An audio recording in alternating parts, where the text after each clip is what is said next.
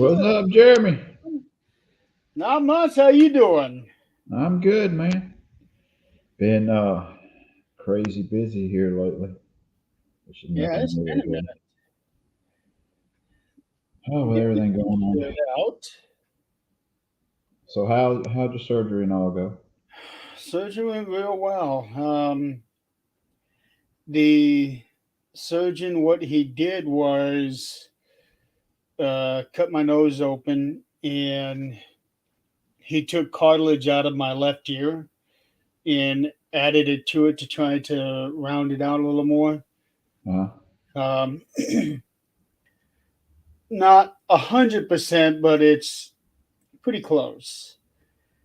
He did tell me a couple weeks ago that there is still um, still some more work to do. right. Yeah, let's see here. Trying to. So what's the prognosis of you getting, where you're not having to go to the doctor and surgeries and all that? Another 10 years? No, there's. I think at most I may have two more to go. Well, you're looking good for, going through a major face surgery. Thank you.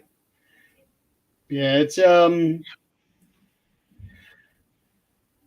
been a journey. That is for sure. Let's see here. I think I'm all shared out now. I hope. So how have you been? Oh, like I said, busy. Nothing major going on other than Hi, um, Chris. had a birthday last month. My wife had a birthday a few weeks ago, a couple weeks ago. Uh, been shorthanded at work. Class is going really well. Went on a paranormal investigation for the first time in a long time last weekend.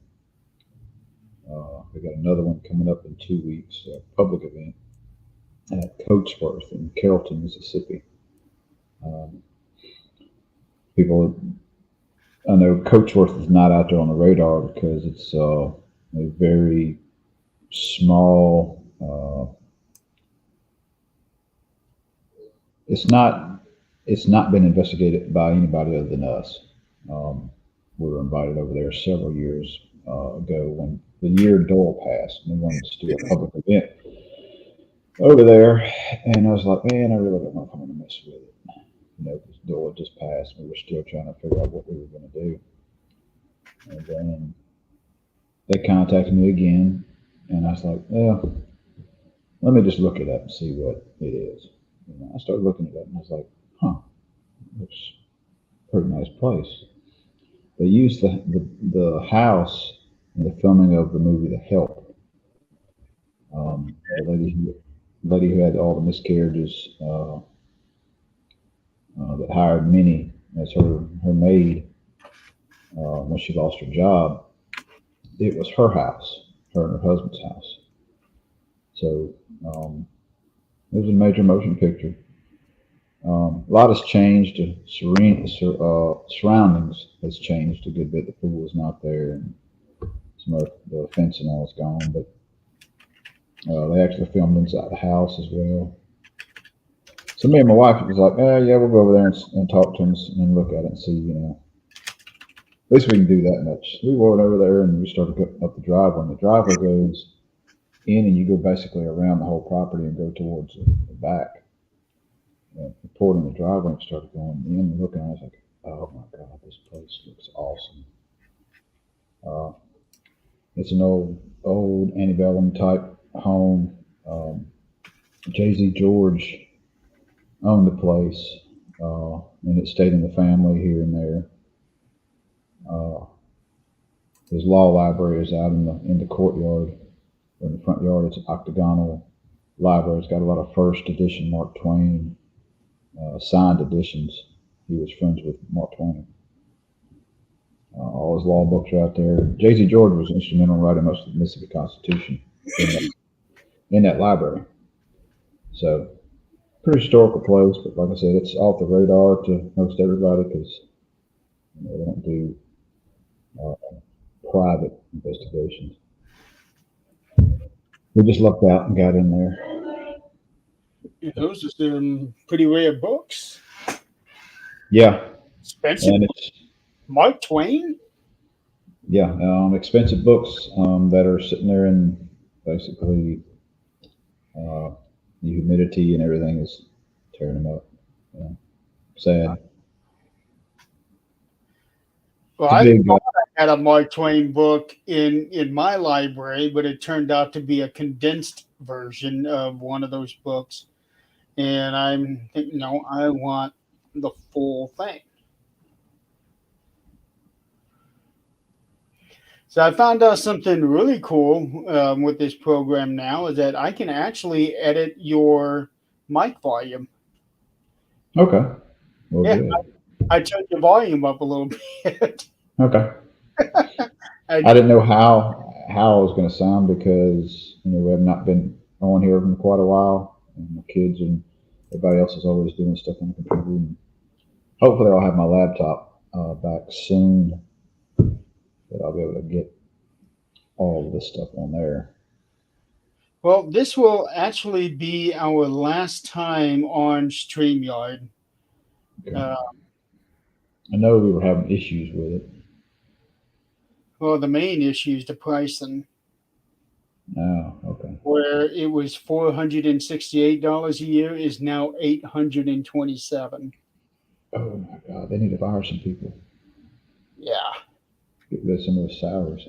Mhm. Yeah, several people have already left. I'm just basically finishing out the 1 year term that I have with them, which is coming up in 8 days. Okay. Uh, so I'll actually be canceling this subscription later on this week. Going to let a couple more shows go through, and then that's it. What platform are you going to? I'm looking at OneStream. It seems Yeah, like it's got everything that StreamYard has, but you can stream to up to 30 different locations that'd be nice. with the same price package. Yeah, So, SteamYard's shooting himself in the foot and raising those prices. oh boy, did they ever. Did they ever. You're going to cancel, and they're going to wind up contacting you like, "Hey, we'll give you a great deal on another year," and they'll mark it way down trying to get you back. Because That's what they've done for a few people, and they actually stayed. And I'm like, nope, I'm not going to play that game. If you want, you're going to give me the exact same price or a lower price for the same package. That's how it is going to be for me. I'm not playing that game. yeah, there's a lot of companies that do that. Sirius Radio does it. I know a couple of cable companies have done it. Yeah. Nope. Not going to happen to me. So let's get into this wrestling event called Bad Blood.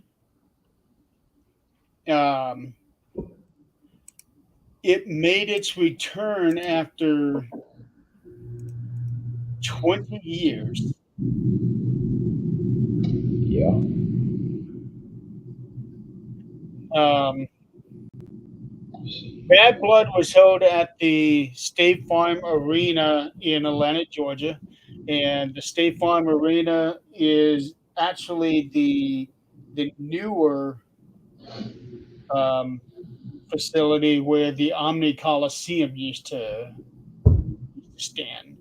And the Omni Coliseum was a mainstay for all of the old NWA, WCW events, pay per views.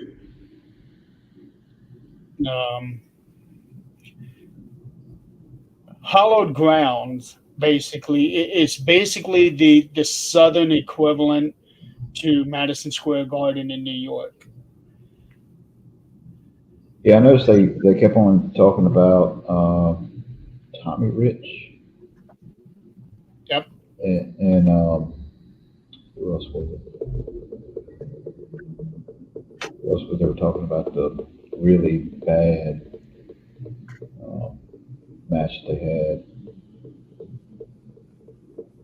hardcore match type. Tommy Rich and somebody else. I can't remember who else it was. Was it Dusty? Terry Mm, Funk? It's not often that you have a bad match with Tommy Rich. Well, I mean, not bad in a bad way. I mean, like, bloody, graphic, old school hardcore. Oh, would that have been Ric Flair?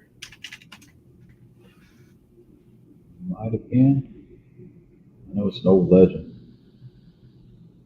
I know that he did have a feud with Ric Flair. He even won the NWA title at one time, but he only held on to it for like a week, something like that. If it says anything in here in the quick scan through here. So while you're looking for that, Bad Blood, 27 years to the day from the first pay per view. The way that I've been hearing it, they've been touting it as 27 years to the day since the last one. Uh, but they had Bad Blood just at one time in 1997. That was where Shawn Michaels and The Undertaker had the first ever Hell in a Cell match, and where Kane made his legendary debut. Yeah, I Uh, remember that well. Probably one of the more better debuts of anybody. But they did have, and that Bad Blood had two D's in bad. Um, then that went away, came back in 2003 and 2004 when they had regular Bad Blood, but those were held in June. And then for whatever reason they stopped using that name. Why, I don't know. And now all of a sudden out of nowhere they bring Bad Blood back again. I wonder if maybe they realize, hey, on this day that we're looking at, it's the same day that we had the original Bad Blood, so maybe we can capitalize on that.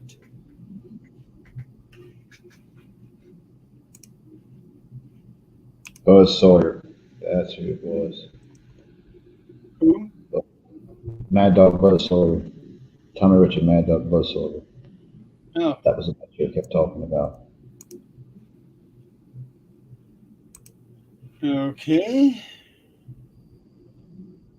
I guess these Tommy Rich matches, I was going through some of the old WCW library and watching a bunch of Halloween Havocs as part of my Halloween marathon this year. And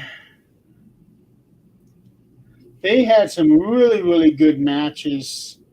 And then all of a sudden in 1999, the production of everything WCW just went to hell. Um, it was almost like I was watching an independent wrestling show instead of the second largest wrestling company in the world. That's got to be tied to new writers, new management. Something's in play there because you don't do. Vince Russo had Yeah, come in. Eric Bischoff was fired at one point, then came back after a little bit. Yeah, it's definitely all tied into that because the production value is more like a second-rate TV show right. as opposed to how they used to be. And I'm thinking, and even though we already know what really killed WCW, but this certainly did not help it.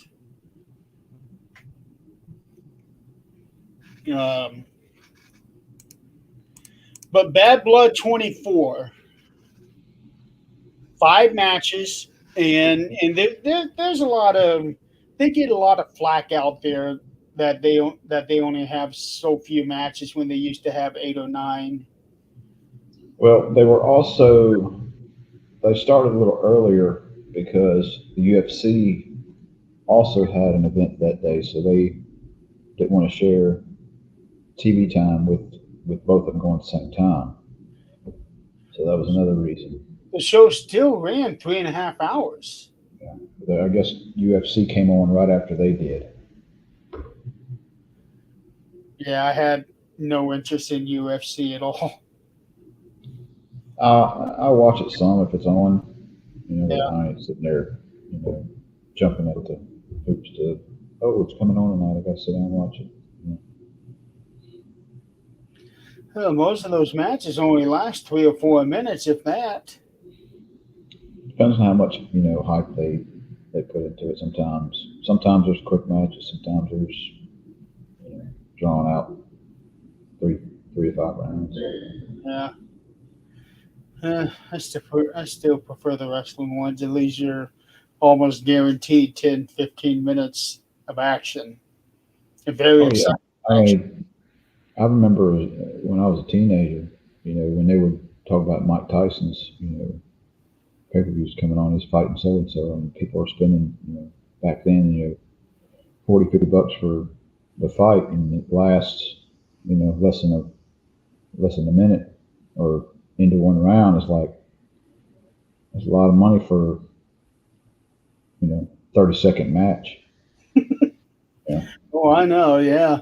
The point is, beat them as quick as you can because they're going to be doing the same thing to you. Yep. So, the attendance to this event, I saw 2 different sources. Um, Halfway through the show, Triple H was in the ring, and he announced that the attendance was 16,092. But there's a couple places online where they are saying that is 16,902. I'm pretty sure Triple H would not have made a mistake on that. Yeah. Yeah. At any rate, it's over 16,000. Yeah, so but either way, that's a pretty healthy attendance.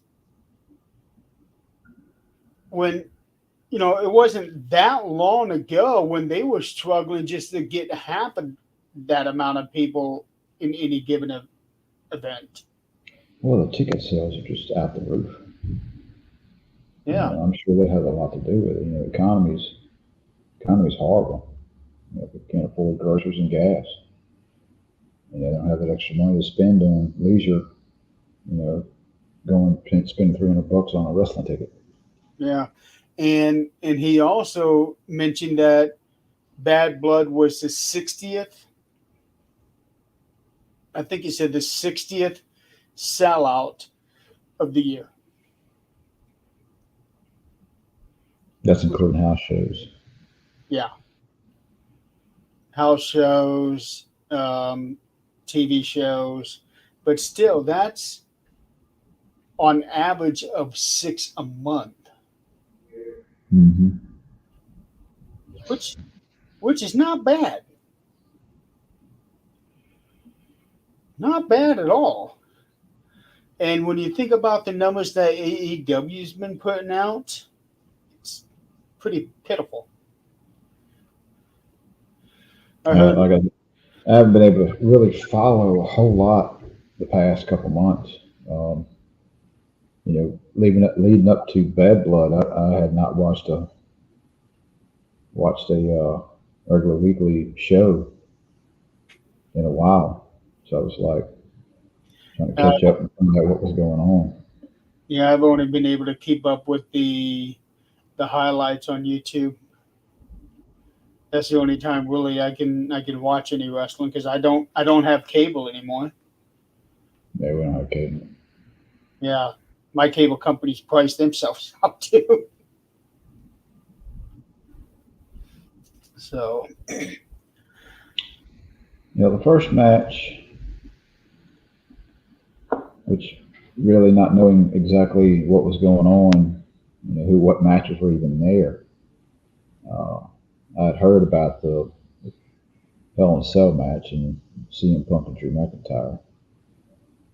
Uh, that was the longest match of the night at 31 minutes and 25 seconds. mhm. Um, that match was pretty wild. Let me see what the list is here. It was one of the best Hell in a Cell matches they've ever had. Yeah, I would say it's probably the match of the night. Oh, easy. Um,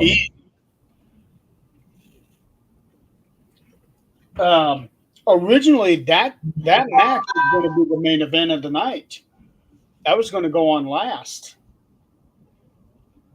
I wonder why they chose to put it on first. Well, if you're not going to be the main event, the next best Be the opener. the next best place is to open.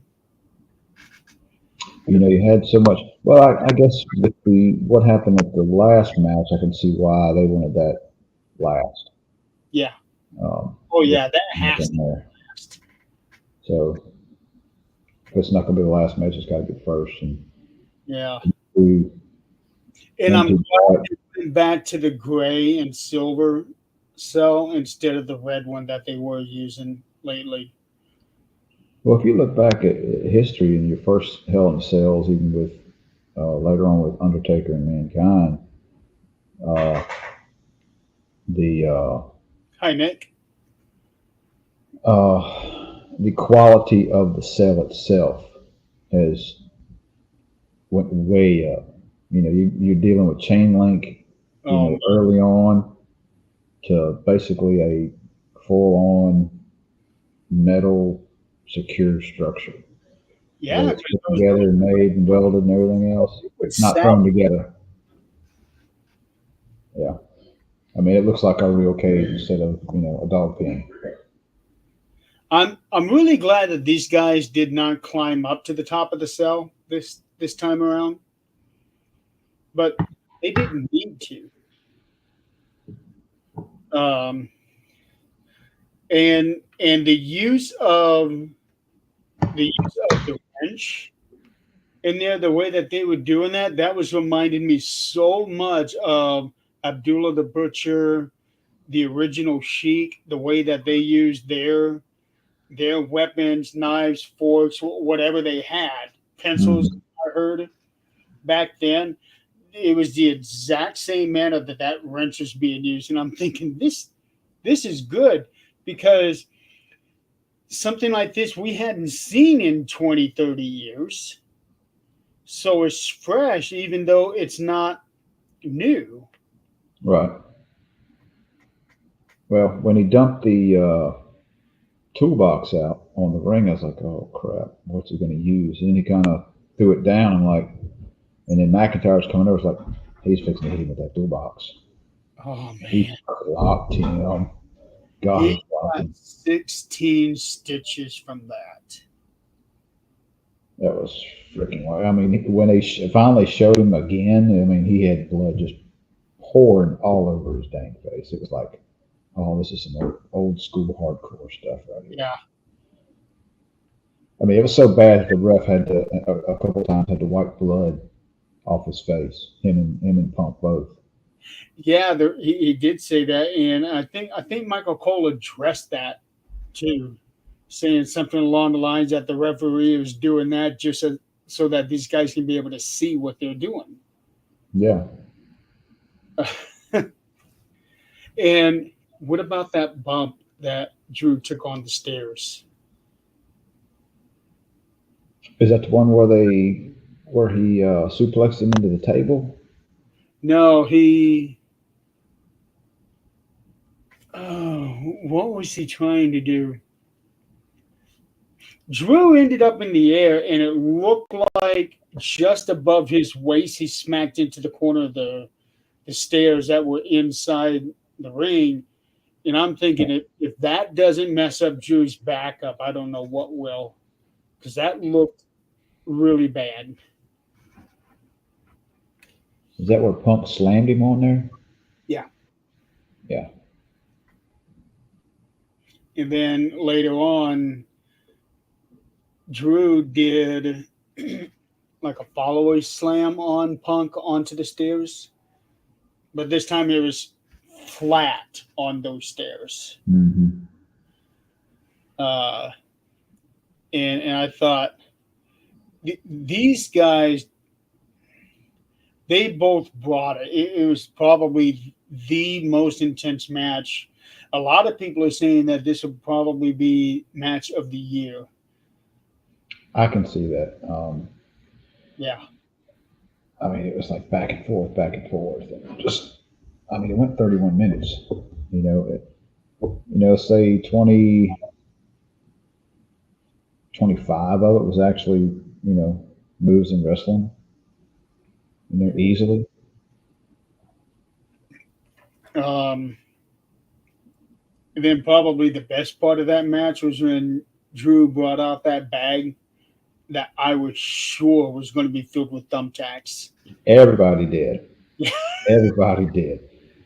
And then when he dumps it out, it's all those beads. I'm like, oh, it's beads. And then he stuffed them in his mouth. Who would have ever thought that you could have the hottest feud of the year based off of a beaded bracelet? It's the symbolization of it. Yeah. Yeah. Who would have ever thought that they would get a bracelet over more than half the people in AEW? No offense to those that are working here, but it seems like the directions, from what I've noticed, that the directions over there and the production's just not as good as what it is in WWE right now. Yeah. I mean, it's been that way for a very long time. You're smaller. Yeah. Well, they smaller. I mean, they are smaller. But your other wrestling factions is like, they're constantly trying to play catch up. You know. Now, the last Sting match, it was very exciting. I enjoyed that last match with him. It had a lot of good stuff in it. I had only seen some clips of it. I never got to see the actual match, but that spot that Darby Allin did, that was On the that was glass. insane. Mm-hmm. You need to go back and watch that. You can pull it up on YouTube and watch that match. It's a really good match. Well, supposedly they're signed to a streaming service now. So maybe if they have like a package like what WWE does and spend like $6 a month to watch all this stuff. Well, you can still get on there and find a video of it. I mean, it's out there. Oh, I'm sure. Even if it's a fan made video from the crowd, which I saw a couple of those. Yeah, I'll probably look for one of those. But the beads in the bag, that CM Punk grabbed a handful of that and shoved them down his throat. Drew's throat. There, right there. That was right before I put him to go to sleep. Yeah. Yeah. That was a perfect way to end that match. It was. Whoa! What was that? Somebody showed up at my house. Fly 360. Well, when I raised up your mic Sprung. volume, Yeah, I'll turn it. everything else went up. I'm So hoping that this ends that feud and they go a different direction because there's nothing else they can do after that match. There's no way to top anything they've done. I mean, they could, but I mean, what more? third or fourth match. What can they do after that match? You know, it's like, all right, let's move on to them going a different direction with each one of them. Yeah, well, the way that it sounds like Punk is taking a little time off to recuperate, which I can't say I blame him. He was looking pretty rough. McIntyre needs to do the same thing. Yeah, then Drew with this, he's going to need some time on that too. Well, you just think about having to put stitches up here. You're gonna have to shave some of that to get to the stitches and all that, and let it heal up. And the picture that I saw, they didn't shave it; they just stapled it right in there. Yeah, that wasn't looking pretty either. And as amazing as that match was, can you imagine being the match that had to follow that one? It's like we'll just get on here and have fun, and because you're not going to beat that one. Not a singles match, not a who was it? Was it Nia and Bayley? Oh yeah. That there's no way Nia could have done anything to help push that over the other. Now, the match that they had at SummerSlam, that one was good. And Bayley had some feats of strength that nobody saw coming. Mm-hmm. And she tried to do that again. I saw a couple mishaps in there. Yeah. When she was trying to carry her halfway across the ring. Yeah, I think they were trying to do something there, but she's just so big. There's no way, make it look like it's real. Right. She ended up doing like a halfway hurricanrana. Yeah, and Bayley sold it really good as if it was a thing, and just like it didn't look good. And who was it? Eric Bischoff. I was watching a reaction video that he was doing. Well, he and Conrad Thompson reviewed the whole show right after it happened.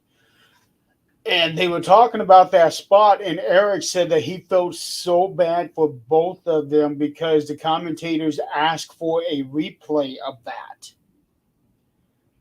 I don't know why. Yeah. They asked for the replay. They slowed it down, and you could see. It looks really horrible now. Yeah. Yeah, they definitely could have done without that. Uh, but still, the match itself wasn't bad. Oh, excuse me. Now, you can't really compare everything to that one match. You got to look at them as their own entity. Um, I mean, they had a decent match. Um, did it go the way I would like it to? No, but I know they're still building on that storyline. Eventually, Tiffany is going to wind up somehow or another getting a title shot. Oh yeah, I'm waiting on that Um, one. And those two, from what I'm seeing, they're best friends. They yeah, are I think legitimate. like off screen they are. Yeah, Yeah, they yeah. do TikTok videos all the time and all of that. Um, and that's something that I'm liking because that makes me more of a fan of Naya because you're seeing the real her in these Hmm. TikTok videos, and then seeing what she's doing on TV is like, damn, she's got some skill. She's got range. What I like, what I like a lot now, I see, and it all has to do with where our social media has come to, is where for the first time uh, in wrestling business is where you're able to see who they really are outside of the shows. Yeah, Um, you get the human aspect of them. right, and the first thing is like I really didn't pay it a whole lot of mind until Taker started. After he retired, he started bringing all this stuff out in the documentary and all that, and I was like, this is awesome because this is somebody you've never seen outside of the Dead Mhm. Man. That's it. And now it's like we're seeing all this footage and everything coming out, Yep. and talking about everything. So I enjoy watching who they are outside their persona. Um, some are good, some are bad. Some of the older kind of names, but I hear stories about some of the older wrestlers, Hmm. big names, uh, that kind of underhanded type stuff, playing politics backstage. Yeah. But yeah, I am definitely looking forward to seeing what is going to happen with Bailey and Naya. Um, I'm and hoping, I'm from hoping what that I've seen, that wasn't even addressed on SmackDown yesterday, what was which that? the Naya and Tiffany, They didn't bring it up. not from what I saw. I Uh, saw him walk into the ring. I watched a little bit of it, and I saw where they were walking to the ring, and then I was at work. I had to go and do something else. Uh, I saw where Naya and Liv, because Naya and Liv are going to be facing each other at Crown Jewel. I don't Um, know. I don't know if I'm. I don't know about that. I understand what he's doing with that whole crown jewel award and all that. Like, and speaking of which, that is not a good looking championship belt. no, it's too gawky and big. Yeah, way too big. It's like twice the height of the regular championships.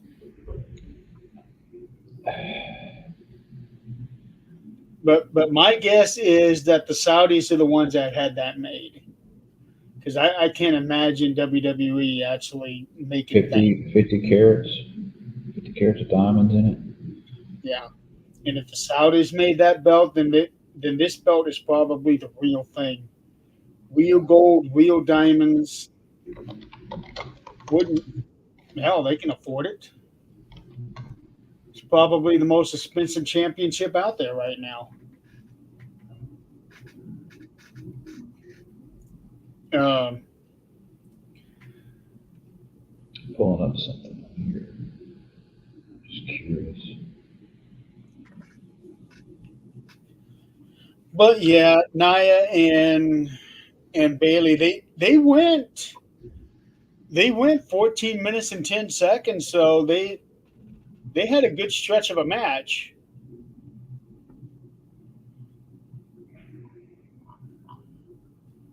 But they had the unfortunate thing having to follow that Hell in a Cell, because after seeing a match like that, nobody would want to follow that one up.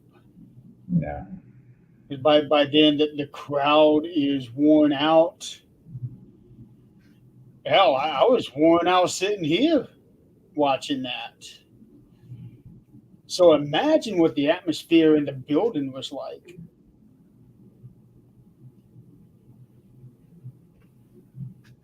How much this? You're looking up that belt? I'm looking up the carriage. I think he said 50. Yeah. But the next match, shortest match of the night at 12 minutes and 45 seconds, is Damian Priest taking on Finn Balor. Finn had a pretty good entrance, wearing that head cover that he's been wearing these last couple times. Mm-hmm. It's like, dude, how do you see out of that thing?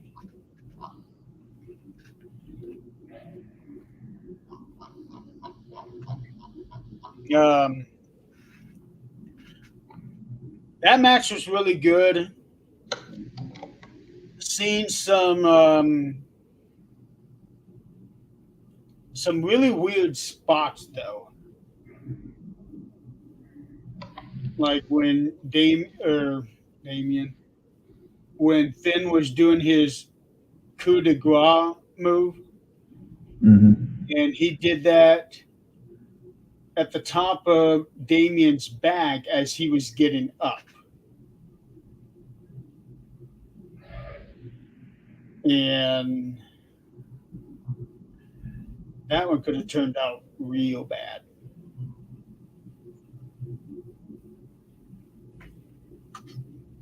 Yeah, I didn't bring me nothing. I ain't bringing me nothing quick on what I was looking for. It's something I'll look into. Crown Jewel comes up.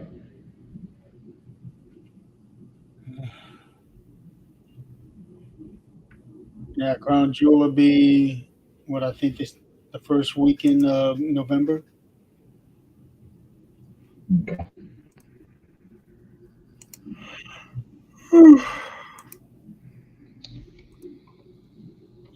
Yep, November 2nd.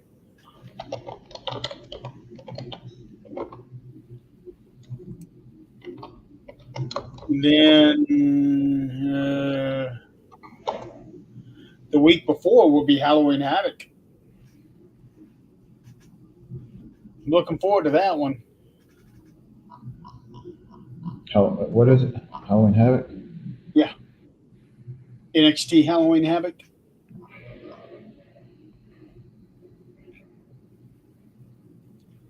Yeah, that's going to be on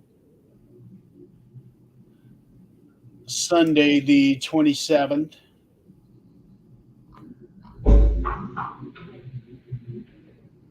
Right now, they only have one match kind of announced. Trick Williams will be taking on either Ethan Page, Javon Evans, or Wesley Lee. Javon Evans is somebody to keep an eye on. This guy soars in the air. Say that again. Javon Evans, he flies. You know, we've seen a lot of people flying off the ropes, but something about him, it's like he lives in the air. The way that he moves.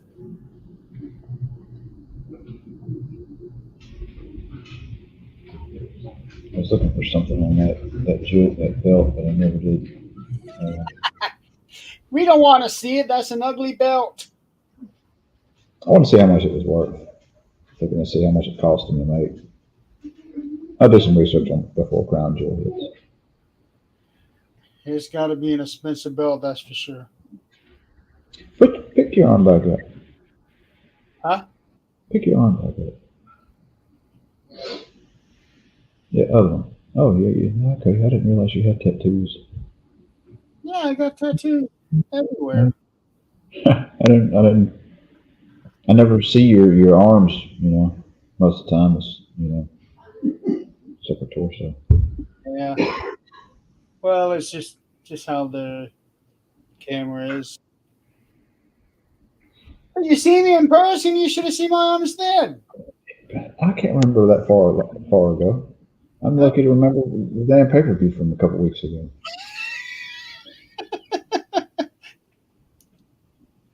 I hear you on that. I hear you on that.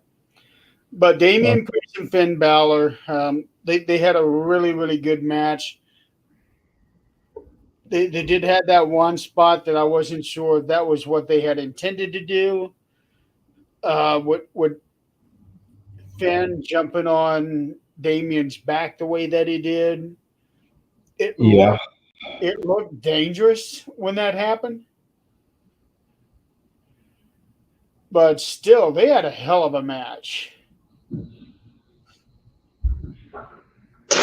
I'm trying to think of was there anything that was really big in that match?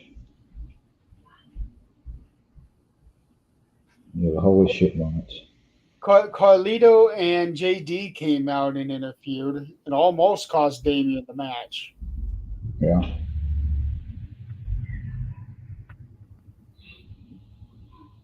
my back is hurting for some reason. So I can't sit comfortable because I'm way back. That's what I'm doing. I'm leaning back. Yeah, I got this green screen thing that's like cutting half of me off. Tried something new. Yeah.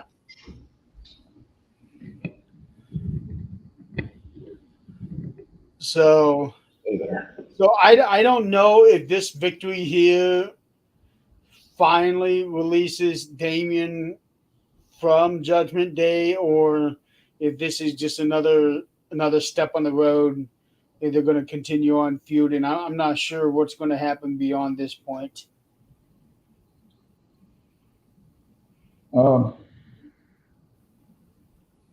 I don't know. It depends on how I see with war games coming up. Probably them having another match with extra people in there. Um, old school Judgment Day with Damien, whoever he pulls in. And let's not forget, Finn and JD are tag team champions. It depends on how they want to go with Priest. Do they want him singles? Do they want him Yeah. tag? He could into somebody that could go with tag titles. There's nobody that I see right now that would jump in there and fit. Make a good fit with him. Well, R-Truth and The Miz Yeah, were they're good still tag. different. Yeah. But now that The Miz has turned on R-Truth, that's done. He did. You didn't know about that? No. Yeah, I think that was 2 weeks ago now. Okay. Let's see. That's something I missed. Why'd he turn on him? Yeah, Miz turned on R-Truth, and I think a lot of that had with Karrion Kross.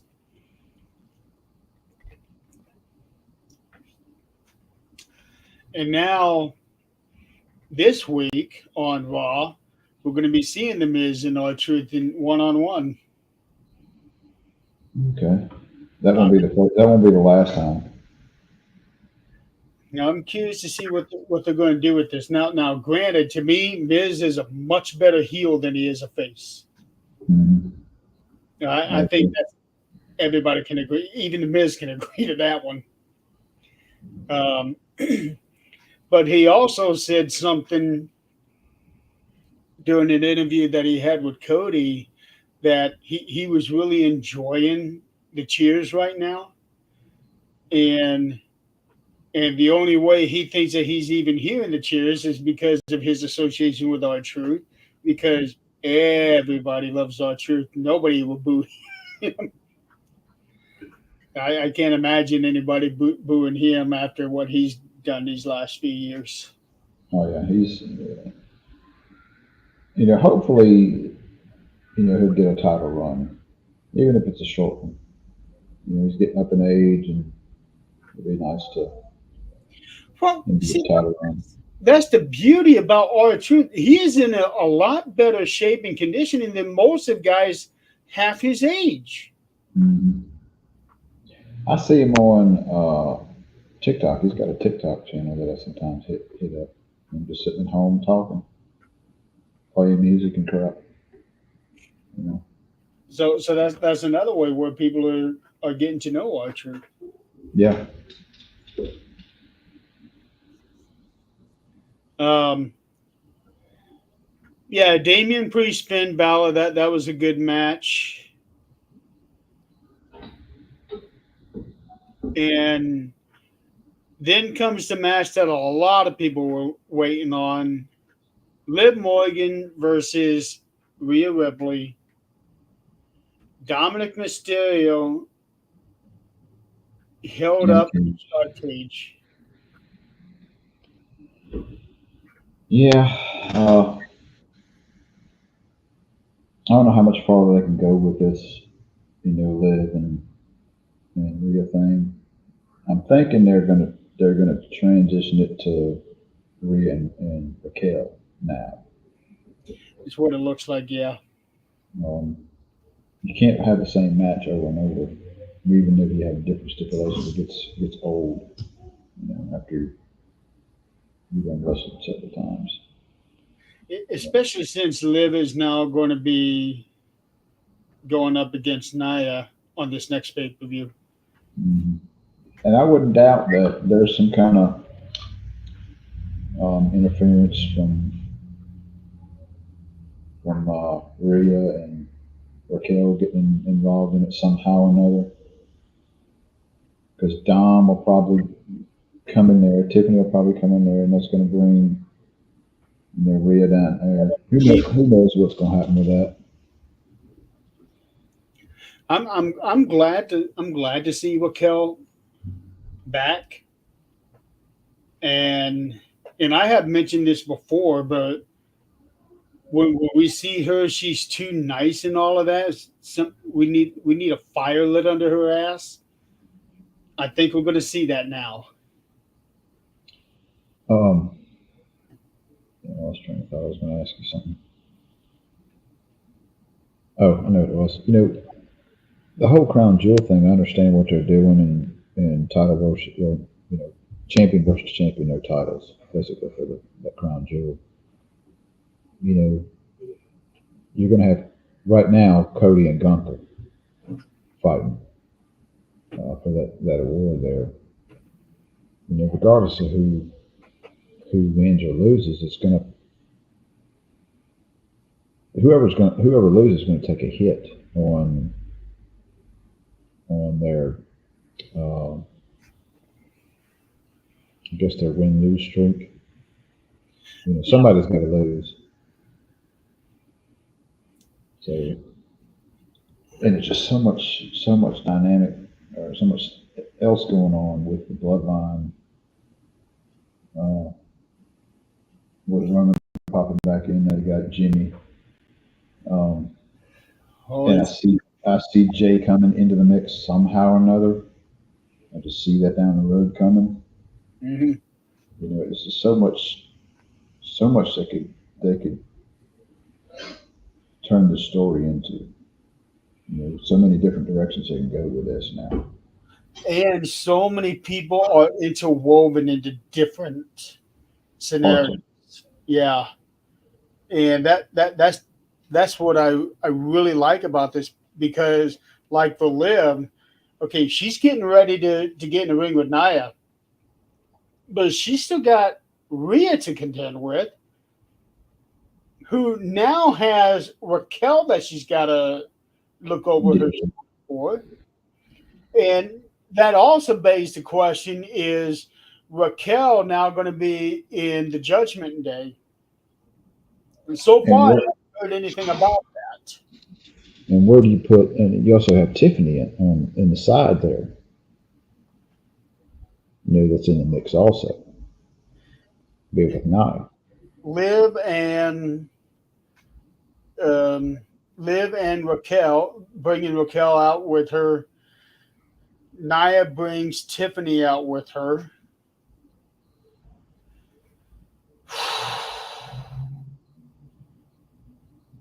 Then Rhea comes out.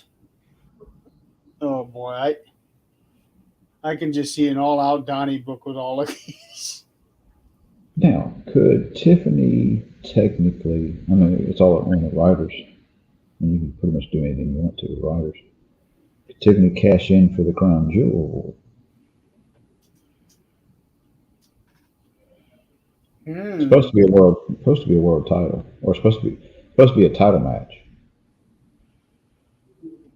Well, for that title, the titles that they hold will not be on the line. Right.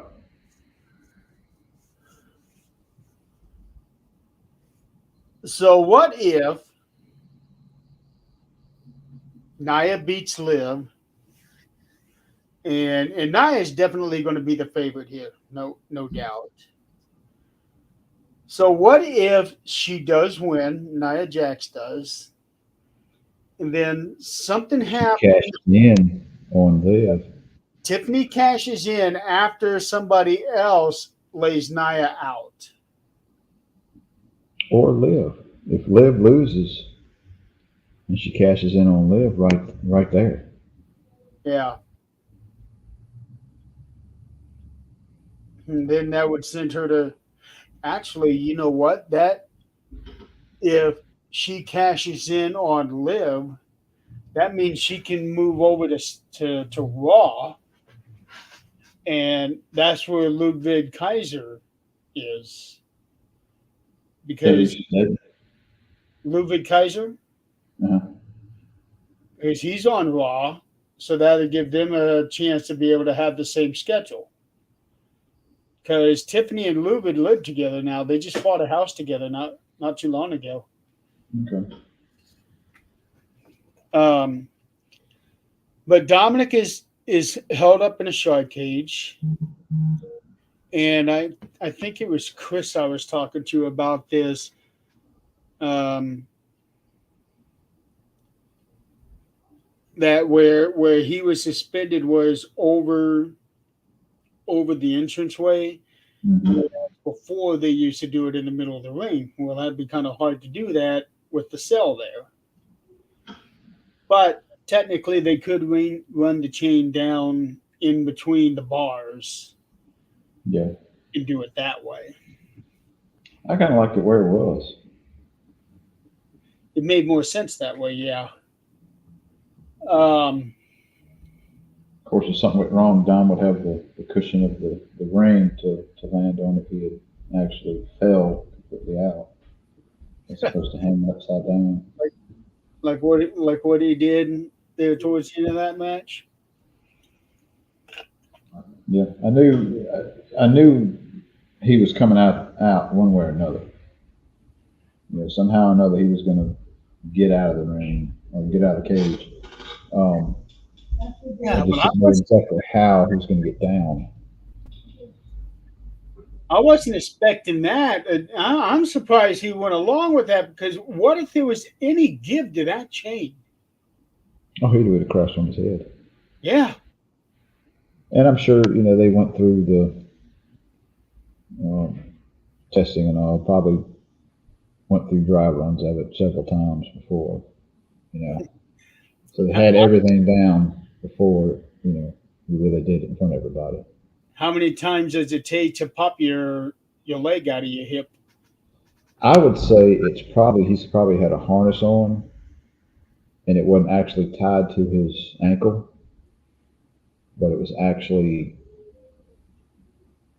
It was hard to uh, hooked up through his pants, up to his a harness in his up in his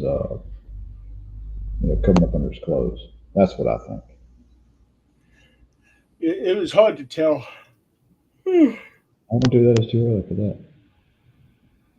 Yeah, it was hard to tell. I don't know if I would have been able to do that.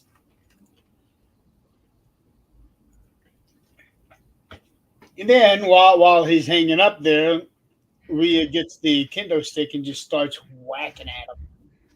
The first thing that come to mind when she came out there with a kendo stick, I was like, "It's a human pinata." Yep, Human pinata. that's how Triple H referred to him as the pinata there in the post show. And you can tell Triple H is having a lot of fun when he talks about Dominic. Dominic is. I mean, he's a great heel. Yes, he is. It's taken me a long time to warm up to his character because I was like, he's just. I don't know why they're pushing him so hard. To be more than what he is, but um, he plays that not necessarily as he's good in the ring. Don't get me wrong, but he's really good as the manager. Uh, side running and just be a thorn in the side. Yeah. Uh, And then know, half of the thing, everybody. but I bet you most of the guys that hate him is because of half of what he gets to do with Liv Morgan. True. Come on. That is a man's dream right there. Well, they made a comment. I think it was during that match about she keeps him in chicken nuggies and pizza and crap. Yeah, I did hear something about that. Actually, I think Dom said something about that during a promo or something about all the things that she gives him or does for him. I can't. I can just see him. But I can see him backstage eating Happy Meal with chicken nuggets in it. And speaking of chicken nuggets, Bad Blood was partly sponsored by Wendy's, along with a lawyer. I did see the Wendy's signs around the ring. Yeah. It's like, wow, look at that Wendy's. Yep. So I was pretty happy to see Wendy's as a sponsor there because that's my favorite restaurant right there, fast food wise. I like Wendy's, I like Burger King. I'm not happy with McDonald's right now. It's a story for another time off the air. You don't have a McDonald's? Yes, we do. Oh. Yeah, we got one, if that's what you want to call it. Well, our Wendy's here closed not too long ago. Really? Yeah. You have a Hardee's up there? I'm hearing several different things. Bad management. They're not keeping the place clean. So I have never had an issue any of the times that I've been there, but apparently many other people have. But I have never had an issue. But those are the things that I heard. Bad management. The place is filthy, which I'm not really sure. If you went behind the scenes and seen some of these fast food restaurants, KFC, Taco Bell, you name it, fast food places, you wouldn't eat there. I know. So that's why I'm kind of surprised. I hear so many bad things about our Burger King. I've never had an issue with Burger King here before. Do y'all have a Hardee's? But where? Hardee's? It's been a minute. Um, I have had a couple of issues with Hardee's. One got my order wrong, and this particular one was out of town, and I went to get two biscuits and gravies.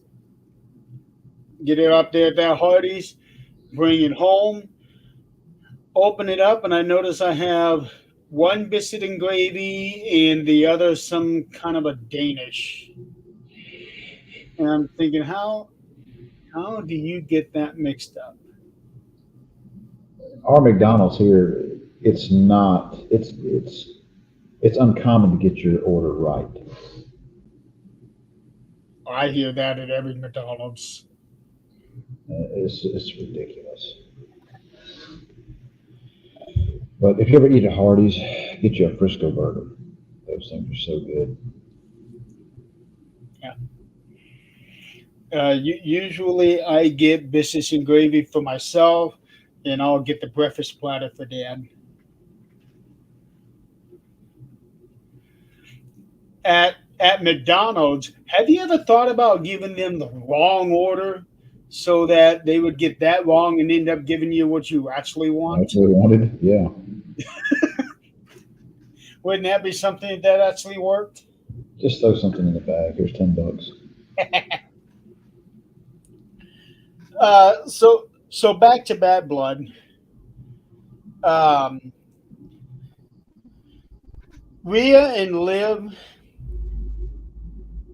with the exception of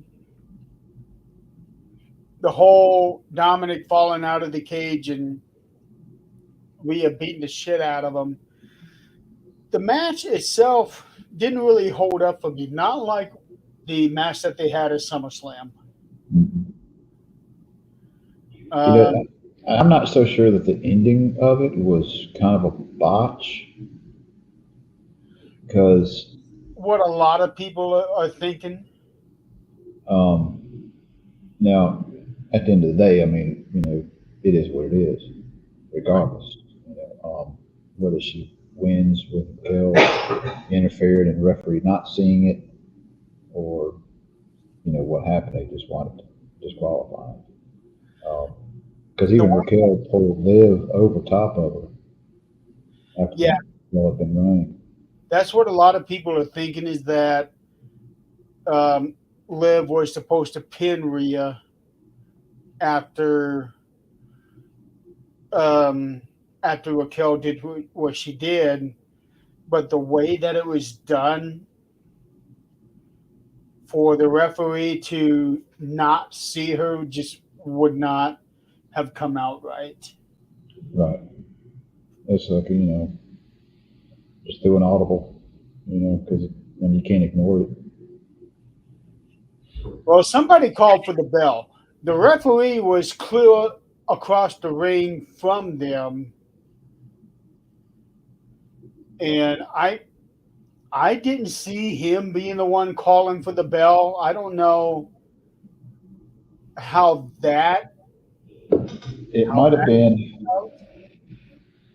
It might have been Triple H from the back, seeing what had transpired. It's like, all right, ring the bell. Seeing that the referee could see everything. No, you could have hit that. Yeah. They didn't they have the referee cam during for that? Yeah, they did for that match. But you really didn't see it come on that much.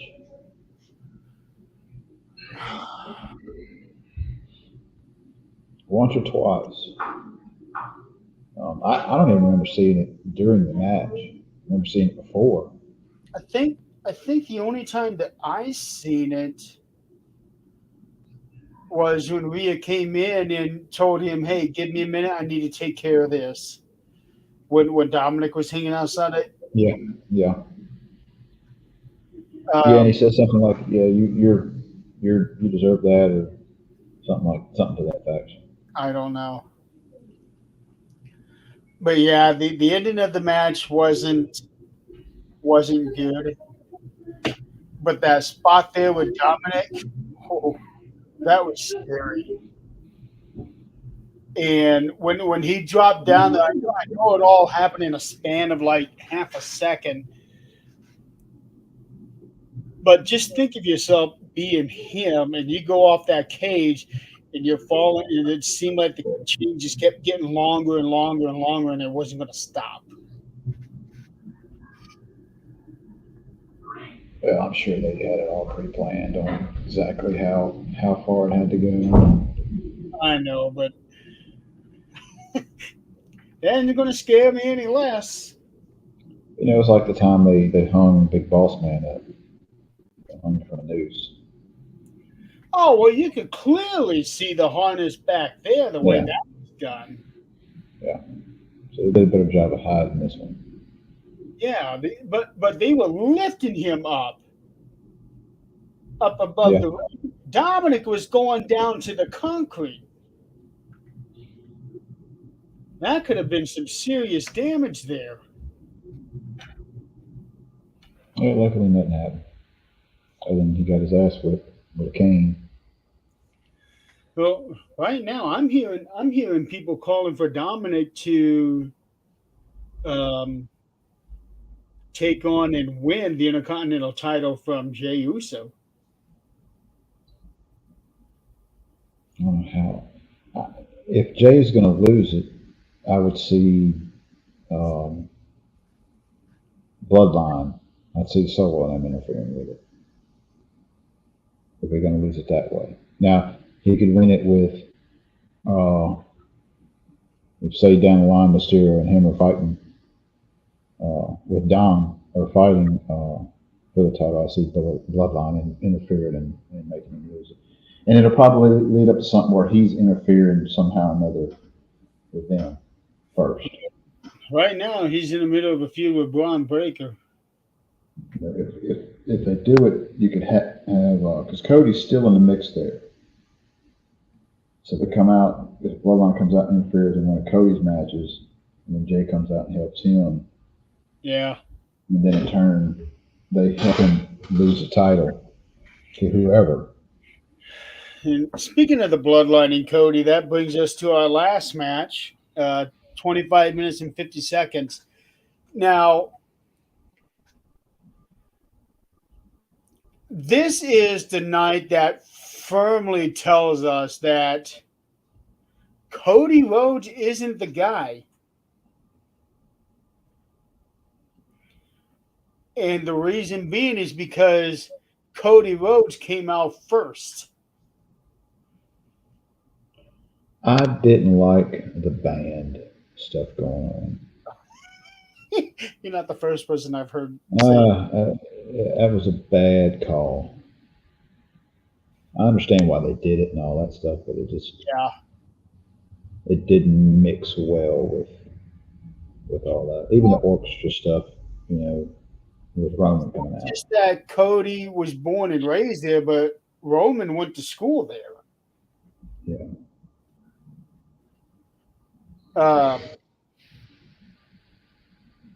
But for me, it was clear as day. Cody comes out first, which I thought was, odd. He does this thing like he always does, comes out to the ring, and then all of a sudden here comes Roman, and it's just watching from the entrances alone. Roman's the guy. He is the number one guy there in the entire company. He just has that thing about him that I don't think Cody will ever have. But that's my opinion. I think Cody has done a really good job in his position. he is insanely popular. He's got the respect of a lot of people, especially considering that he had the balls to leave the WWE and literally reinvent himself from the ground up, which is the only reason that he's in this position to begin with. Right. If he had not have done that, he would be mid-card or less today. I look at him, if he hadn't left, he'd be done. Yeah. He'd be running at some little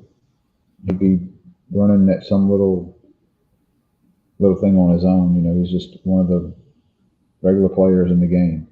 Yeah.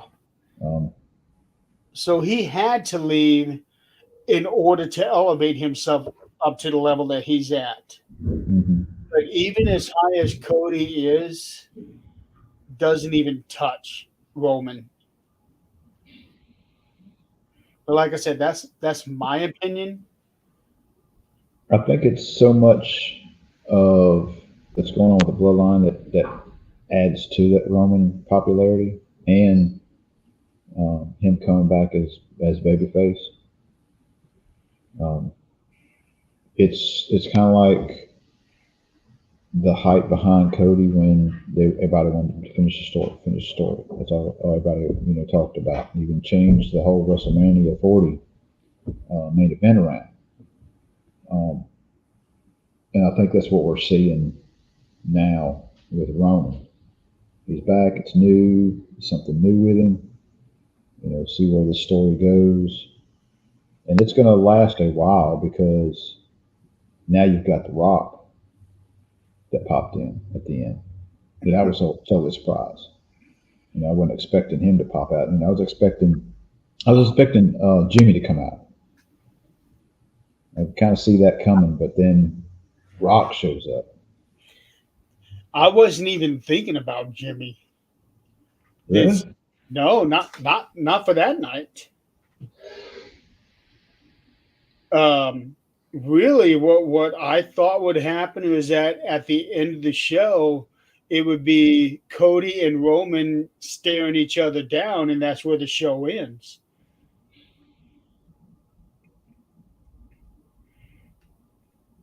I thought the bloodline would go away.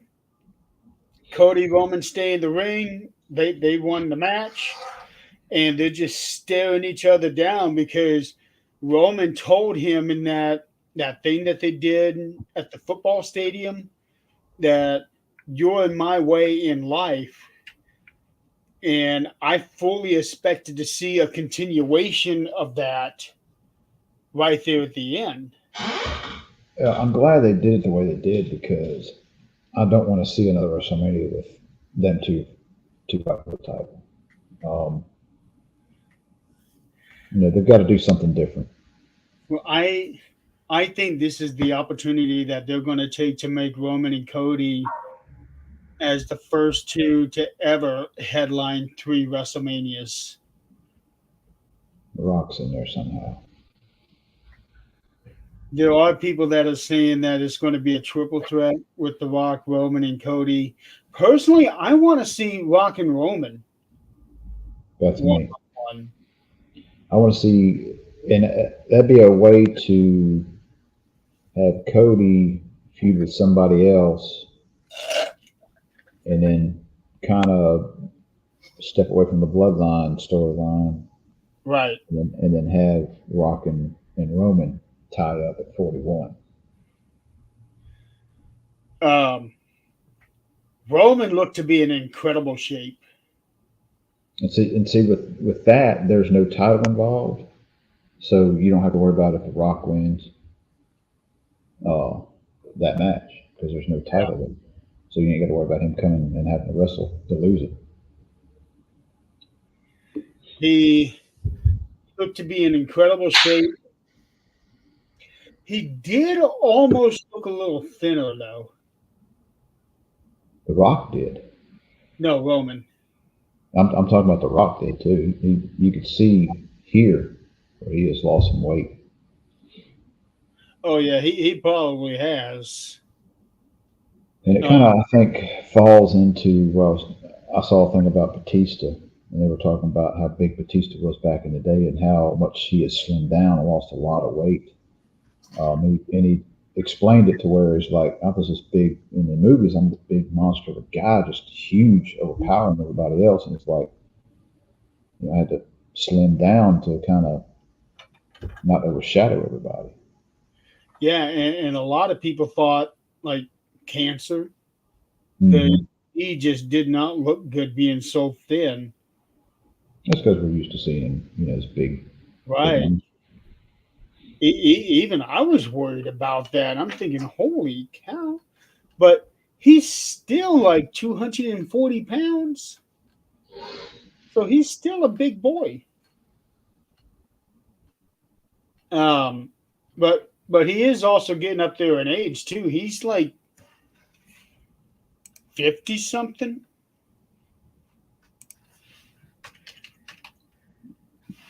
I remember when he first came on the scene, he was with Evolution with Triple H and Ric Flair. Went to a house show, probably the last house show, or one of the last house shows I saw a long time ago. Um, that's when he was still working on the back tattoo. He wasn't even colored in yet. He's 55 years old, Batista is. God, he's older than I am. Mhm. Yeah, he's 55 years old. The Rock is 57. 52. What? He's 52. Okay. I'm older than The Rock. You old man, you. Just by a little bit. Yeah, he's 52. Batista is 55.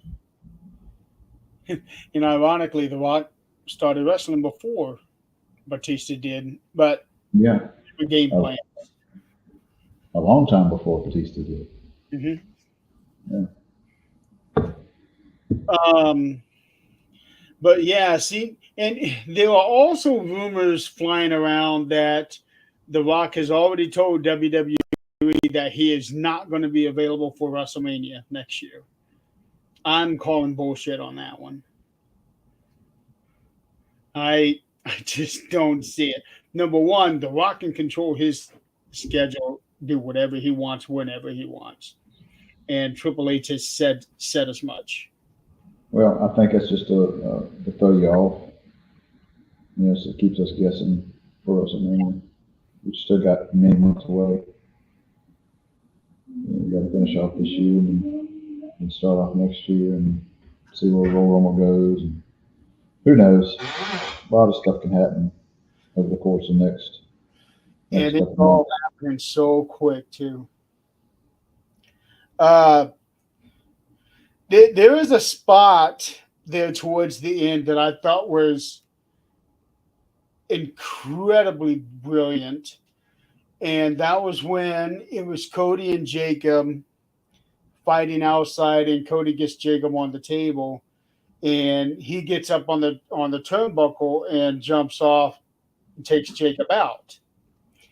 But before he jumps out, he turns to Roman and gives him a salute, which tells me the match is yours. Hmm. Because he knew that after he does this move, he is done. He It, was bounced up on that turnbuckle really well. he got up on the ring post. Yeah, that's what I meant. He was standing with both feet on that ring post. Man, that's And you could see where when they landed, the camera guy was like right there on top of him. You could see yeah, hands touching, arm touching, you know, saying, I'm okay. Are you okay? I did. I also caught that in one of the other matches too. Um, one of the women's matches. I think it was a women's match. I caught somebody doing that in one of the other matches that night. I'm pretty sure it was one of the women's matches. But yeah, I thought that was just, the little details like that just add so much to the story. And then Jimmy comes out.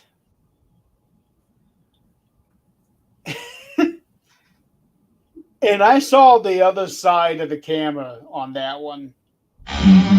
You saw it too? Yeah, he was standing out there for a little bit. Well, no, he came out from underneath the ring. And I'm thinking to myself, there is no way people can expect Tama and Tonga not to have seen something come out like that. But, it is what it is. And even when I saw that, I still wasn't entirely sure if that was going to be Jimmy or not.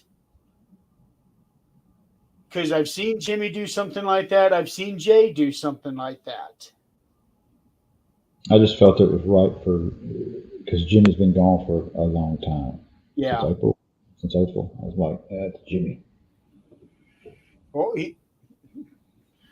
technically, as far as actually wrestling in the ring, Jimmy has been gone as long as Roman has. Mm-hmm.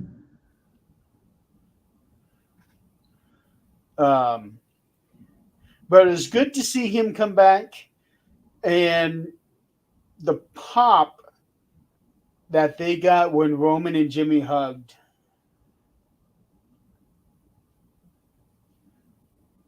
That was a good moment. And then they left Cody there by himself, and then Cody starts getting blasted by the bloodline.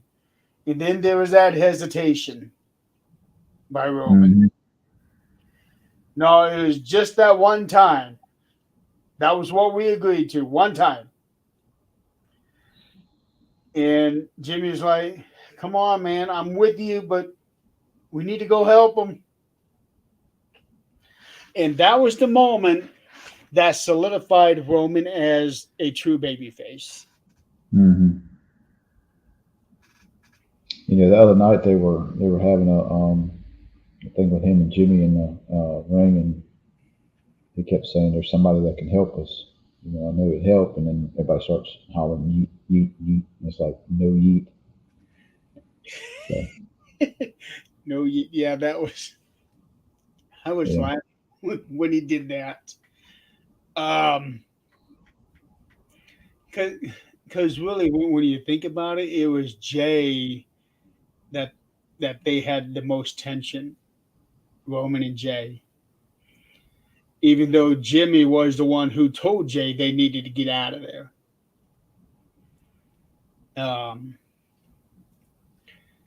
But even then, there's still 4 of the bloodline. Well, this bloodline. They still need 1 more for the original bloodline.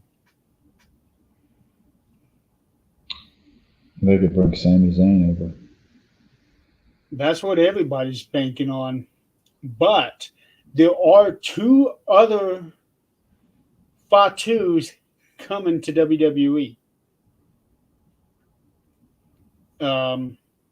I know one for sure it's been publicly announced, has signed, and is said to be going to NXT right now. Hikulia is the name he goes by. Hikulia, something like that. And he is tall, like 6'7", 6'8", 6'9". And word is that he's going to be going by the name Tala Tonga. suggesting that he would be joining Solos. Mm-hmm. But there's another guy named Zilla Fatu that supposedly he is signed, but I haven't heard anything official. I do know that a lot of people are expecting him to sign with them. And he is Umaga's son. Okay. So I don't know. And we're a month away from Survivor Series. Let's see here. Crown Jewel. Survivor Series. Oh, November 30th, after Thanksgiving. So we're still a month and a half away. A lot can happen between then and then. Yeah, November 30th. That is a Saturday. It looks like all their pay-per-views are on Saturdays now.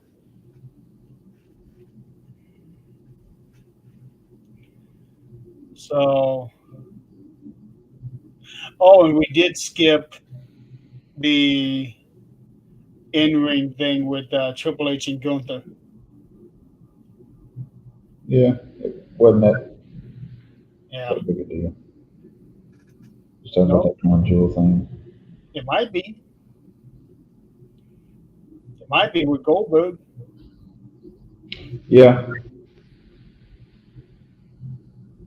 Yeah, after doing something like that, I'm not really sure they would do that if they weren't planning on having a match between Gunther and Goldberg.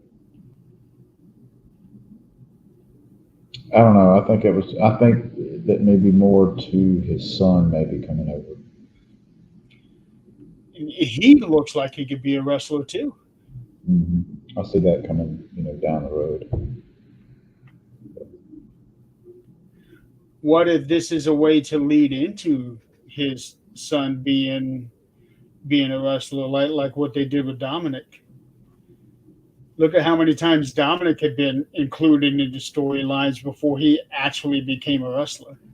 Oh yeah, and you had Flair's boys, also, long time ago, WCW.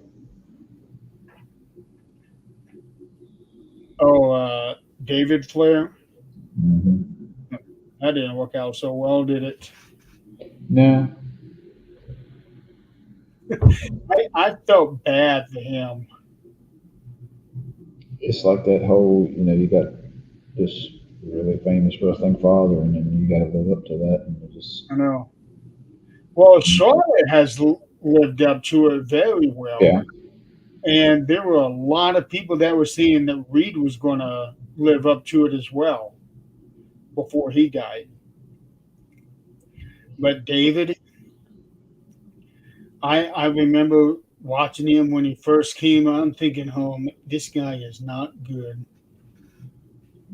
Yeah, I think it's just he got in there with a Flair name. I'm fixing to get off here.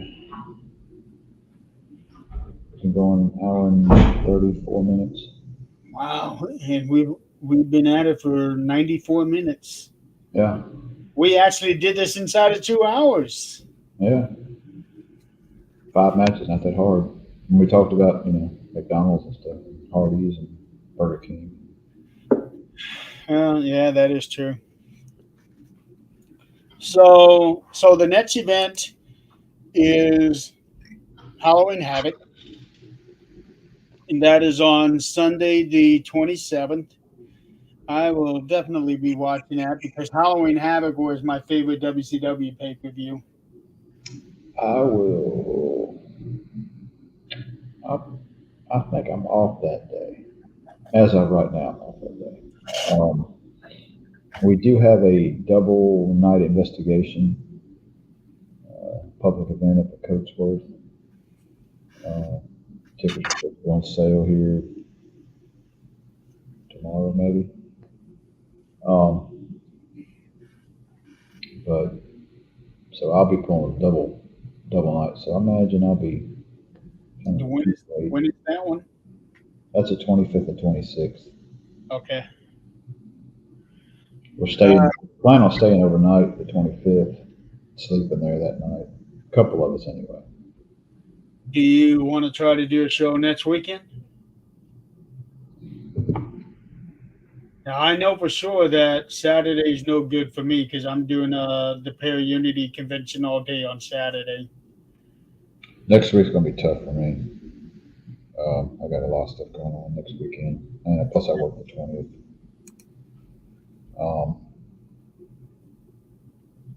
Maybe I'll try to do a pre-recording or something on the 16th. Ooh, I got to work the 16th. We record on the 16th? Yeah, I got to work that night. Oh. Try to do something the week of the 20th, somehow or another.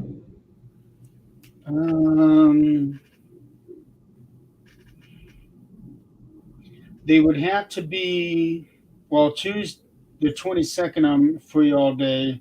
For the 21st, 23rd, I would have to do something like later in the afternoon. Let's do 22nd then, because Okay. as of right now, I have nothing going on that day. Oh, actually, my normal routine. then I would not have been able to do anything. I got to go down to Indy that day, so I'm going to be gone all day for that one. On 22nd? No, the 23rd. But you say the 22nd you can do something? Yeah, I can do some 22nd. We'll come up with a topic because we're not going to have a pay-per-view to review for that one. We were talking about reviewing somebody that just passed. Sid Vicious. Did we? Yeah, we were talking about doing something. I don't know. We'll come up with a topic. Yeah, Sid was the most recent passing that I know of. Yeah. Or maybe we can just talk about, past wrestlers that have passed on this past. Yeah, like we can do a handful of wrestlers. Mm-hmm. Okay. Yeah, let's do that then. Okay. Yeah, we'll just have to figure out between now and then, let's say 5 of them. Or would that be too much to try to do in one show? Let's go with 4. Okay. We'll do Sid, and then we'll do, Dusty. Dusty. Okay. Oh boy, you could probably do a whole show on Dusty. Dusty. All right, yeah, we'll figure out who all will do. Okay. That. Sounds good. Okay, well, for those that have been listening to us, thank you so much. Bad Blood 2024 to me was a double thumbs up. I give that show an A+. Yeah, me too. Best match was clearly Drew and CM Punk, and I'm not a big fan of CM Punk. Yeah, but it was kind of growing on me, kind of like Dominic. Yeah, and I'm in agreement. That was definitely the match of the night, and even Roman's growing on me. Huh? Even Roman's growing on me, and I wasn't a big fan of Roman. He has come so far from how it used to be for him.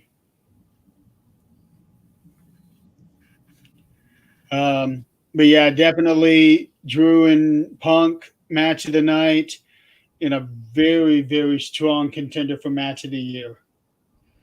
It's going to be hard pressed finding a match better than that. To me, the 2 main events of WrestleMania this year would have to be in that same consideration as well. So, all right. Well, we will go ahead and call it a day. Everybody, thank you for playing along, joining us today, and we will.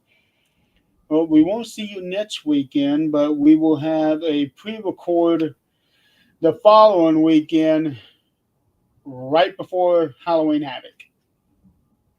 Sounds good. We can kind of talk a little bit about Halloween Havoc during the show. That way, it kind of leads up to it. Yeah, by the time we end up doing that show, they should have at least a couple of matches announced by then. Yeah. All righty. Well, we'll go ahead and bid everybody a good day, and we'll see you later. Take it easy.